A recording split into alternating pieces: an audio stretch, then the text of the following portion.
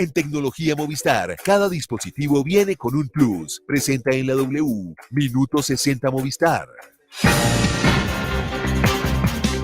Pues en este Minuto 60 Movistar, ustedes se pueden conectar ya a W Radio Colombia en Facebook y en YouTube. Paola, porque usted nos tiene una primicia, por primera vez habla Aníbal Quirós, el Contralor Delegado de la Unidad de Regalías, quien además está señalado en este escándalo de presunto robo y desfalco a los recursos de la paz, a los recursos que se presupuestaron, incluso también internacionalmente, que se recogieron todos estos fondos para implementar el acuerdo de paz entre el gobierno colombiano, la guerrilla de las FARC, y que tiene también otros alcances de tipo social. Adelante hasta ahora.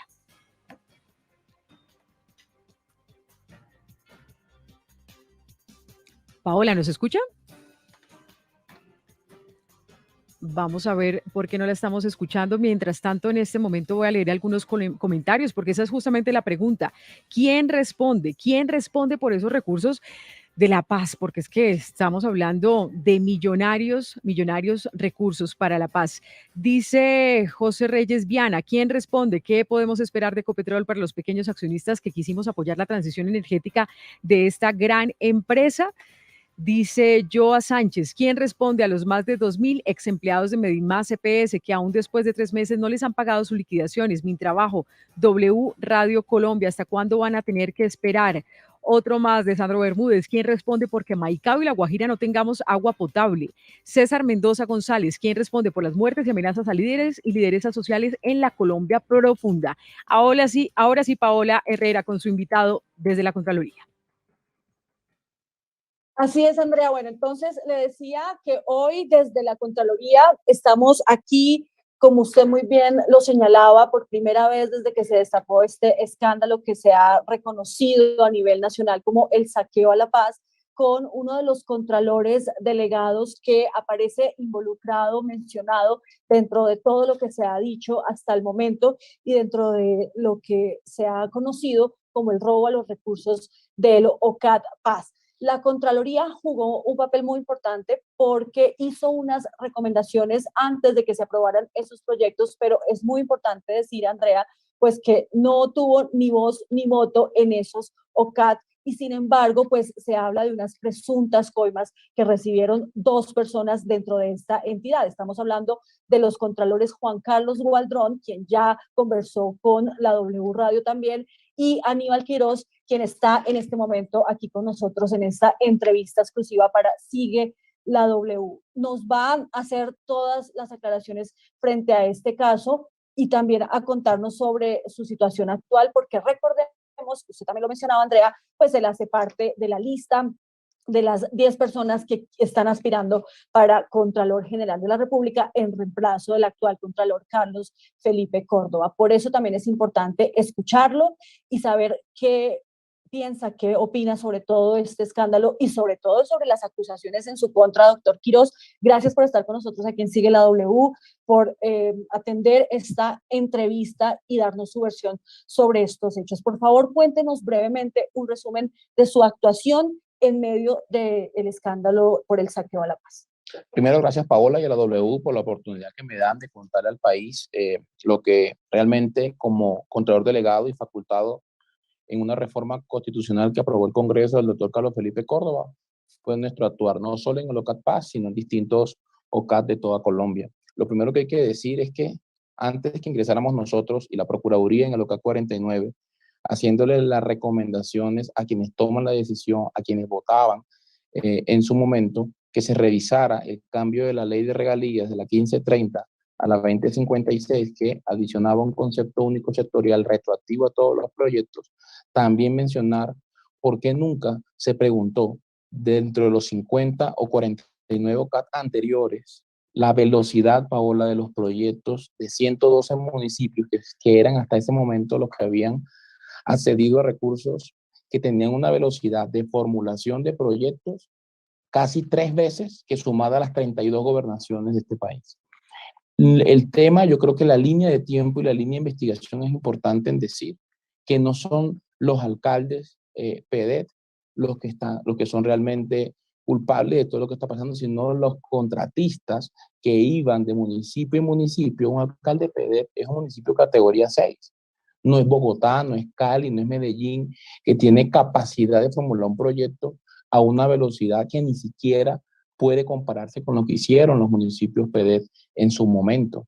Los valores de 40 billones de pesos en proyectos formulados, algunos de ellos en plena pandemia cuando el país estaba encerrado en el año 2020, en Arauquita, frontera con Venezuela, 35.000 millones. Y cuando empezamos a hacer esas indagaciones, desde el 15 de diciembre de 2020, que le comunicamos al OCAT y al DNP que había que revisar esa figura exótica que habían llamado viabilización de proyectos, en donde se le quita una Secretaría Técnica al Ministerio de Hacienda, se le pasa al DNP, quien la ejerce a partir del 2021, y que se revisara tranquilamente un proyecto. Nosotros no administramos, simplemente le decimos, revisen presupuestos que son del año 2017, revise estudios de una vía que vale 35.000 millones, por ejemplo en Arauquita, cuyos soportes técnicos eran efímeros, 7 hojas había en el SPROI, que digamos son las plataformas que administra el DNP, frente a la presentación de proyectos de un OCAT con una velocidad asombrosa. Sí, Contralor, es importante eso que usted está mencionando, la fecha que empiezan a hacer esta revisión a partir de agosto de 2020. Y esto tiene que ver con la entrada en vigencia del control preventivo y concomitante que tiene desde ese momento la Contraloría. Es decir, todos los OCATs que se aprobaron antes de que la Contraloría empezara a mirar, ¿no se revisaron? Así es, no se revisaron la génesis de los elefantes blancos en Colombia. El doctor Carlos Felipe Córdoba ya lo dejó en el imaginario. Cuando tú hablas de 22 billones de pesos de obras tiradas que hoy no sirven, que la comunidad que las necesita no las está utilizando, su génesis es la formulación del proyecto, Paola. La génesis de la corrupción en Colombia es la mala formulación. Y cuando tú empiezas a revisar que son los posibles contratistas los que formulan el proyecto, pues lo van a formular para acomodarse a sus anchas y poder ejecutarlo. En agosto del 2020, nosotros le comunicamos al Congreso en un informe que se le presenta anual lo que estaba pasando con el Local Paz.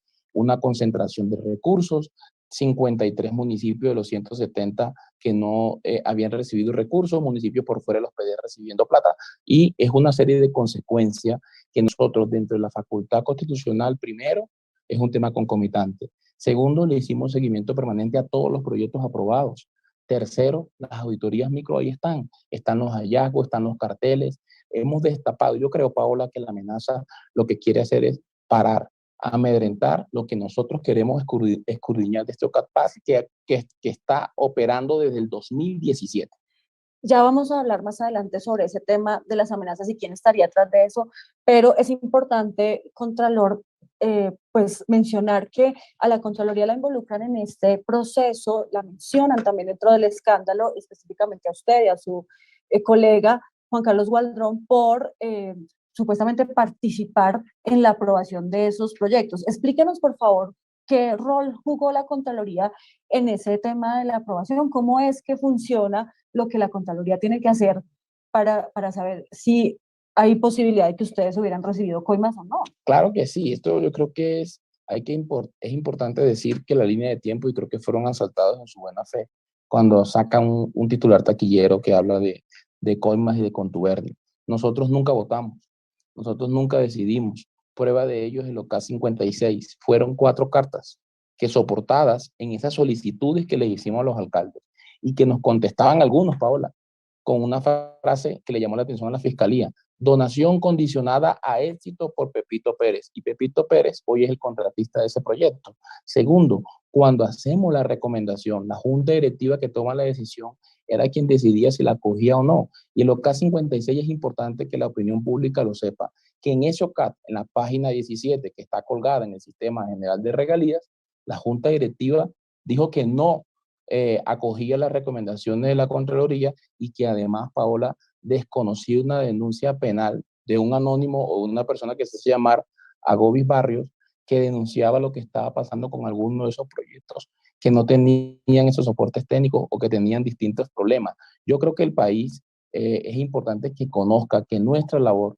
nunca fue de coadministrar, no ejercimos ninguna votación en ningún momento en ninguno de los UCAP, porque además, Paola, hoy los procesos de responsabilidad fiscal tienen vinculado a los miembros del OCAP y a los funcionarios de distintos ministerios que daban esas viabilidades. Y entonces, ¿quién para usted o para la Contraloría, quién tiene la responsabilidad en la aprobación de eso? Nosotros le hemos dicho al país, los elefantes blancos que polulan desde La Guajira hasta Amazonas, de Chocó hasta Arauca, no pueden seguir ejecutándose con proyectos que diseñan los contratistas y que patinan en los distintos ministerios o entidades territoriales para ejecutarlo. Nosotros le hemos entregado a la Fiscalía y le seguiremos colaborando para llegar al fondo de todo este tema, porque como coincide con un concurso a Contralor, coincide en que el próximo 3 de agosto el Congreso de la República, hasta el día de hoy, deberá escoger dentro de esos 10 nombres y nosotros hacemos parte, es lo que hace que nos sacan a la luz pública y nos estén crucificando con unas funciones constitucionales que no ejercimos ninguna votación, no decidimos sobre ningún proyecto y que se debe revisar desde el 2017 esos ministerios que dan esas viabilidades, ¿cómo las daban, Paola? Sin los contratos soportados en esos proyectos y con 8 hojas en los sistemas para revisar los proyectos que no tenían ningún soporte y que no lo firmaba nadie. Un alcalde PD de categoría 6 no tiene un arquitecto, no tiene un ingeniero. Eso era lo que nosotros le pusimos el foco y, oh sorpresa, nos quieren salpicar con una presunta red que no hacemos parte y que no hicimos parte en ningún momento. Es más fácil desprestigiar al investigador que a lo que están investigando. Ahora, Paola, esos contratistas que hemos sacado a la luz pública, ¿me van a amar o me van a odiar? Hoy la prueba está y llegaremos hasta las últimas consecuencias. Sí, pero precisamente por ser investigadores ustedes, Contralor, pues también se ha dicho, las versiones, incluso denuncias importantes de alcaldes, pues que para parar esas investigaciones a ustedes les habrían entregado dinero.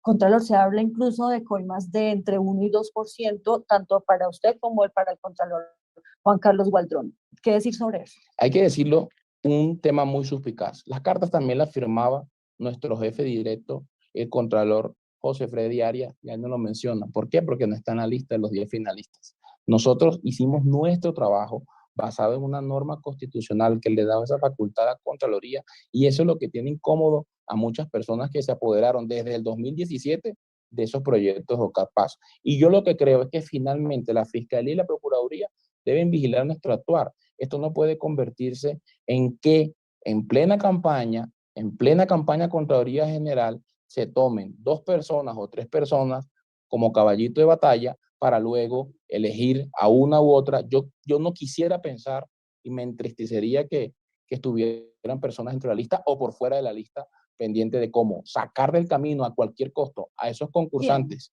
a cualquier concursante de la Contraloría General, como el doctor Juan Carlos Gualdrón o Aníbal Quirós, a costillas de ser elegido Contralor de la República.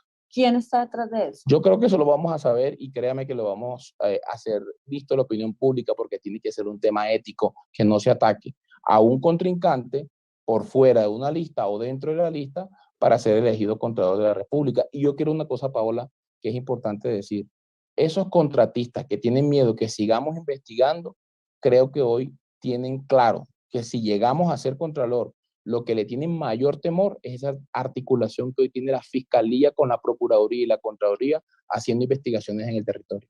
Usted dice, si llegamos a ser Contralor, eso significa que usted va a seguir en la carrera, va a concursar, va a seguir esperando si lo elige el Congreso y no se va a apartar para poder asumir la defensa, su defensa en este caso. El parágrafo 4 del artículo 29 de la Constitución Política de Colombia habla de la presunción de inocencia a menos que sea vencida en juicio.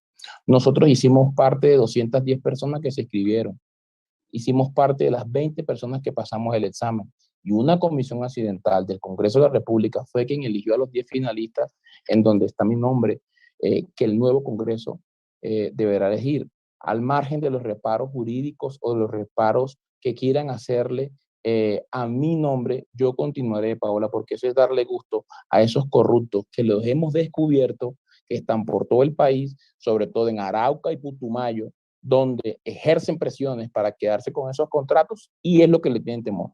Hay un tema que también ha salido a la luz pública en medio de todo este escándalo y las investigaciones de los medios de comunicación, y tiene que ver con una parte personal de su vida, y es la fiesta de su matrimonio. Incluso denunciaron en redes sociales que fue una fiesta bastante excéntrica, ostentosa, y que eso tenía que ver con la plata que usted habría recibido irregularmente. ¿Qué responder frente a eso, Contralor? Yo creo que es una irresponsabilidad, infamia y bajeza tomar el nombre de mi esposa, que hoy está embarazada, que esperamos a Alicia María en el mes de septiembre, para cogerlo como caballito de batalla.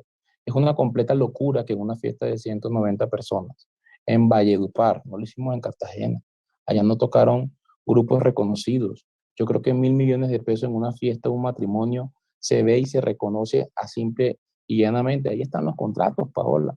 Está el decorador, están las personas que sirvieron la comida y está lo que mi esposa y yo planificamos durante 8 meses. Una mujer sueña con un matrimonio bonito, un matrimonio lindo, y eso es lo que yo le quise dar a mi esposa, pero lo que no pueden coger son imágenes tergiversadas y además decir que costó 1.000 millones de pesos. Eso es lo más fácil de comprobar. ¿Con qué? Con los contratos, con el tema de los cruces de cuenta y además, Paola, ahí están mis créditos en el BBVA, están los créditos donde estamos pagando una boda que quisimos hacerla así porque así la soñó mi esposa.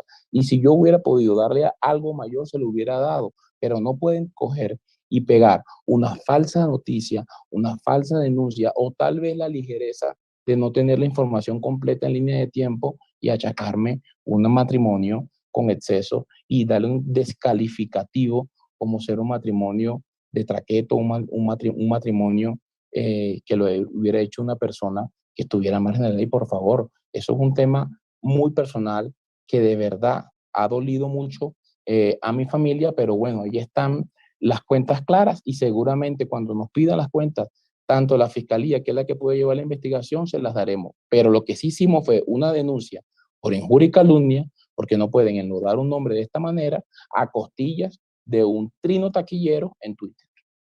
Contralor, ¿usted le garantiza al país, le dice a los colombianos en este momento que usted no recibió un peso? Claro que sí, no hay ninguna persona que pueda enlostrarme. De hecho, ya hubieran sacado si la tuvieran la prueba y no estuviera yo sometiendo este escarnio público a mi familia. O tenemos un embarazo de alto riesgo donde ya perdimos un bebé en el mes de diciembre. Yo no sometería a mi esposo y a mi familia a este escarnio si no tuviera las cosas claras y clara, sobre todo muy claro, Paola, lo que se firmó y lo que no hicimos, que fue ni votar ni decidir acerca de cerca de 400 proyectos que se aprobaron en esos CATPAS. Precisamente sobre los proyectos aprobados en el OCAT-PAS, hay otra persona involucrada que también está en la lista de candidatos y es el señor Luis Alberto Rodríguez, que fue director de planeación. Desde la Contraloría se ha detectado, se ha evidenciado alguna actuación irregular por parte de planeación, de algún funcionario de planeación y específicamente del señor Luis Alberto Rodríguez. Luis Alberto Rodríguez de Valledupar, persona que conozco, él puntualmente deberá explicar al país la actuación y su actuar. Lo que sí tenemos dentro de juicios fiscales son a los presuntos funcionarios del DNP que hicieron parte de esas viabilidades junto con ministerios en donde, Paola, un ejemplo claro, 100 proyectos de paneles solares, una parte eran aprobados o viabilizados para ser contratados como suministro y otra parte particularmente fueron viabilizados para ser contratados como obra pública, para incrementar el 30% en una importación a un panel. Cuando tú tomas toda la cadena de valor, no solo con los pagos a los contratistas o al interventor, sino también a quién dio las viabilidades y quién formuló el proyecto, allí tenemos una línea de investigación que se está repitiendo en estos momentos en departamentos como Córdoba, como Sucre, como Chocó, como Caquetá, Putumayo y Arauca. Creo que eso es lo que no quieren dejar que se destape y seguramente el tiempo nos dará la razón. Pero eso es muy grave, Contralor, porque significa casi que una red de corrupción de funcionarios dentro de las diferentes entidades que son los que al final dan vía libre a los proyectos, le dan el visto bueno y que pues tienen muchas cosas en común que pueden llegar a pensar que hay irregularidades ahí. Cuando ya inicio juicios fiscales, cuando la Fiscalía tenga las pesquisas más adelantadas y la Procuraduría, que ya tiene 24 investigaciones, llegarán al fondo. Pero no puede ser posible que un proyecto de 35.000 millones tenga un visto bueno del Ministerio de Transporte de un funcionario en donde ni siquiera tengan claro los estudios técnicos, los contratos que lo soportan. No los firma nadie y tiene solo 8 hojas. Pero no me dijo nada del DNP. El DNP hace parte de las viabilidades que hacían porque era su hay presuntos responsables fiscales que aquí sí le decimos, por presunción de inocencia, esperaremos un mes a que el juicio fiscal avance y el país conocerá los nombres. Pero quiero decir una cosa, Paola, Antes del concomitante y preventivo, llegábamos a levantar el almuerzo. Por cada peso que comprobamos que se robaban en este país, la recuperación es 0,5, es decir, 5 centavos de un peso. Este preventivo le ha salvado al país cerca de 22 billones de pesos en elefantes blancos. Mire que eso es muy importante, Contralor, porque me acuerdo que cuando el Contralor Carlos Felipe Córdoba impulsó esa reforma del control fiscal, él decía, es que la Contraloría hoy llega a recoger las cenizas que dejan los corruptos y con esto ya no lo van a hacer, pero estamos ante un caso en donde nuevamente estamos recogiendo las cenizas que dejan los corruptos y se habla incluso hasta de 500.000 millones de pesos en plata que se habrían apropiado irregularmente. Entonces, ¿por qué la Contraloría no actuó de manera más fuerte? Por ejemplo, con unas funciones de advertencia para frenar esos proyectos. Por eso lo hicimos. Lo que pasa también, Paola, nosotros dentro de las funciones constitucionales no podemos administrar. Los controles de advertencia hoy se están configurando. ¿Por qué? Porque esa conducta que se repite se debe parar en las aprobaciones de los proyectos del sector minas y del sector transporte. Y eso seguramente tendrá la Procuraduría y la Fiscalía insumos muy fuertes para hacer las respectivas investigaciones dentro de su competencia. Nosotros tenemos la claridad, la transparencia de que no coadministramos y que no votamos, nosotros no decidimos qué proyecto iba o no iba. Por eso decíamos, sobre 88, revísenlo.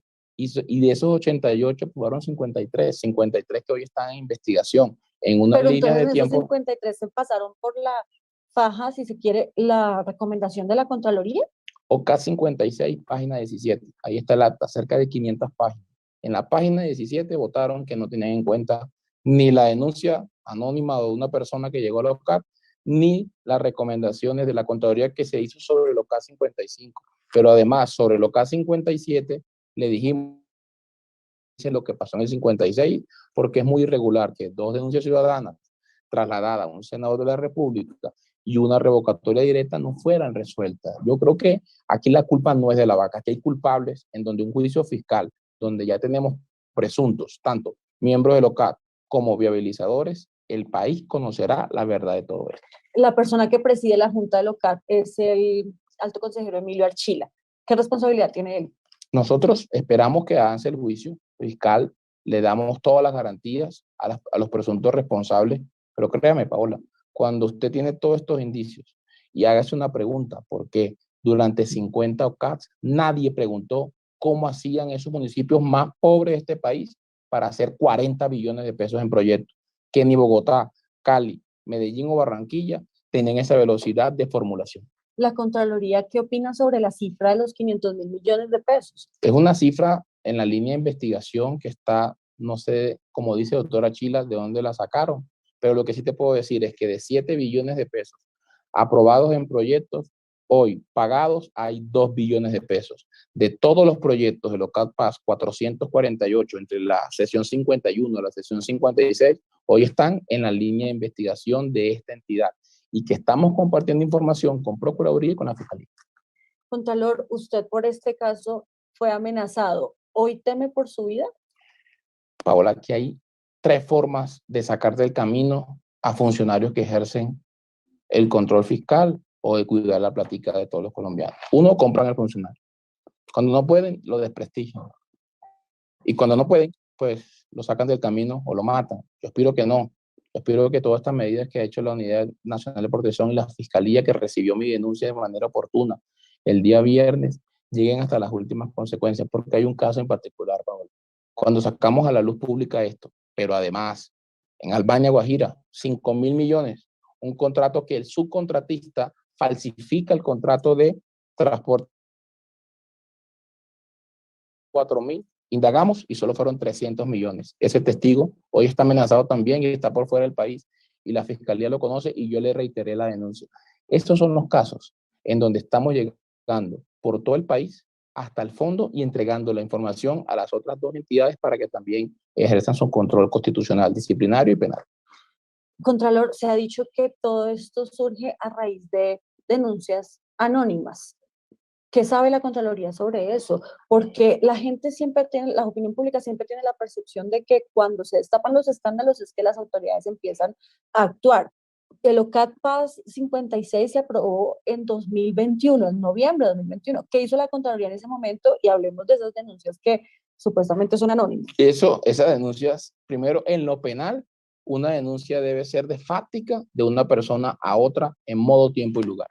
En lo disciplinario y en lo fiscal se le da traslado y se le corre. Hoy tenemos, producto de denuncias anónimas, no solo el OCAT PAS, 1.150 denuncias atendidas en la Contraloría General, que suman alrededor de 8 billones de pesos, billones con B, en regalías, atendiéndola. Esta, a pesar de que era anónima, fue la que nos dio algunos indicios a esos hallazgos fiscales que estamos encontrando en Cesar, en Guajira, lo que se está investigando en Córdoba, en Putumayo y en Arauca. Y quiero hacer salvedad sobre esos dos territorios, porque Putumayo y Arauca son territorios fronterizos y que tenemos esos indicios que esos contratistas allá están muy cómodos, pero la investigación le va a llegar. Pero hay, bueno, quisiera que profundicemos antes de hacer la siguiente pregunta en la denuncia anónima, la de el señor Juan Carlos Saldarriaga. Sí, señor. Juan Carlos Saldarriaga fue un ciudadano que el día 28 de junio nos hizo llegar su número privado y por correo electrónico porque quería contarnos que él compareció ante el DNP en el mes de mayo y que fue contactado por una periodista de otro medio de comunicación en donde él reconoció que habían suplantado su identidad. Tenemos la grabación y está autorizada por él para ser utilizada en caso de que algún medio de comunicación la quiera conocer o en caso de que la fiscalía quiera conocer este tema. Lo suplantan, enlodando esa denuncia, falsa denuncia a muchas personas, incluyendo al Contralor General Carlos Felipe Córdoba, y eso es lo que hoy la fiscalía está determinando de que no encuentra esas personas para ampliar la denuncia. Es como si usaran el nombre de muchas personas, Saldarriaga en este caso que con valor civil nos contactó y dejó certificado que él en ningún momento puso esa denuncia, o un tal señor Gómez y Pepito Pérez, entre otros, que a lo largo de cada vez que íbamos escudriñando, cada vez que requeríamos a los municipios, quiénes son esas personas que formularon esos proyectos y cómo así que donación condicionada a éxito, aparecen estas denuncias en la misma línea de tiempo. Eso es lo que hoy nosotros, desde la Contraloría, con algunos insumos que nos dio esa denuncia, tenemos hallazgos fiscales. Pero con temas penales y disciplinarios, las dos entidades tendrán que pronunciarse en su momento. Pero, Contralor, nuestros colegas de Blue Radio hablaron con 25 alcaldes y ellos coinciden en las denuncias y también en decir pues que por la Contraloría también pasaron y les tocó entregar plata. Yo lo que digo es lo siguiente, la línea de investigación no está en los alcaldes. Primero porque en el Código Penal está el cohecho, el que da y que recibe. Por eso, si tienen las denuncias, preséntenlas. Le pedimos a la Fiscalía y la Procuraduría que investiguen todo nuestro actuar. Y segundo, son los contratistas. La línea de investigación que arranca el agosto del 2020 tiene que centrarse en cómo unos municipios que no tienen ni arquitectos ni ingenieros formularon 40 billones de pesos en proyectos a una velocidad que ni siquiera las 32 gobernaciones juntas lo pueden llegar a siquiera acercarse al 50%. Yo creo que debemos ir y trazar la línea sobre lo que realmente es importante. Desde el 2017 a LOCAT 49 se aprobaron 3 billones de pesos, que nadie preguntó cómo se formularon esos proyectos, cómo llegaron a 112 municipios de manera rápida a formular proyectos de 30.000, 40.000 millones de pesos con una debilidad institucional bastante importante. ¿Qué sigue ahora, Contralor? ¿Cuál es el siguiente paso que va a dar la Contraloría frente a estos casos y a las investigaciones? Nosotros tenemos hoy una unidad de regalías desde que llegó el doctor Carlos Felipe Córdoba, septiembre 5 del 2018. A hoy, Paola, escúcheme bien, 3 billones de pesos en hallazgos fiscales con sus respectivos traslados disciplinarios y penales solo en la fuente de regalías. Nosotros seguiremos el trabajo hasta el último día que nos permita la ley estar dentro de una unidad que representa cerca de 300 personas que trabajan de domingo a domingo, 24/7, tratando de encontrar a esos corruptos que se han quedado con la plata por todo el país y llegar hasta las últimas consecuencias para que el país conozca esas empresas, esas personas jurídicas que donaron un proyecto y después fueron el contratista que se apoderó de esos recursos públicos que son de todos los colombianos. Sí, contratistas, obviamente, pero también funcionarios, como usted lo decía, que también están investigando dentro de diferentes entidades a nivel nacional. Contralor Aníbal Quirós, muchas gracias por estar con nosotros aquí en Sigue la W y por supuesto vamos a estar muy pendientes de esta investigación. Paola, a ti por darme la oportunidad, a todos los oyentes de la W, a los televidentes que nos ven en redes sociales y esperar que la Fiscalía llegue y la Procuraduría sigan allegando esas investigaciones y ojalá, Pao, la protección de la vida de mi esposa no siga corriendo peligro producto de seguir con estas investigaciones. Gracias. Bien, Paola, muchas gracias por esa entrevista en primicia. Ustedes pueden sacar sus propias conclusiones, pero también es importante que la Fiscalía y las autoridades tomen medidas de fondo. Esta es la versión de Aníbal Quirós, Contralor Delegado para Regalías, que hasta el momento no había hablado en todo este escándalo del desfalco a los recursos de La Paz. Nosotros hacemos una pequeña pausa y ustedes pueden conectarse en unos minutos en Sigla W en digital, aquí mismo en YouTube, W Radio Colombia, pero si prefieren fútbol y algo más, pues aquí quédense en la radio porque ya llegó el doctor Peláez y Martín de Francisco. En Tecnología Movistar, cada dispositivo viene con un plus. Presentó en la W. Minuto 60 Movistar.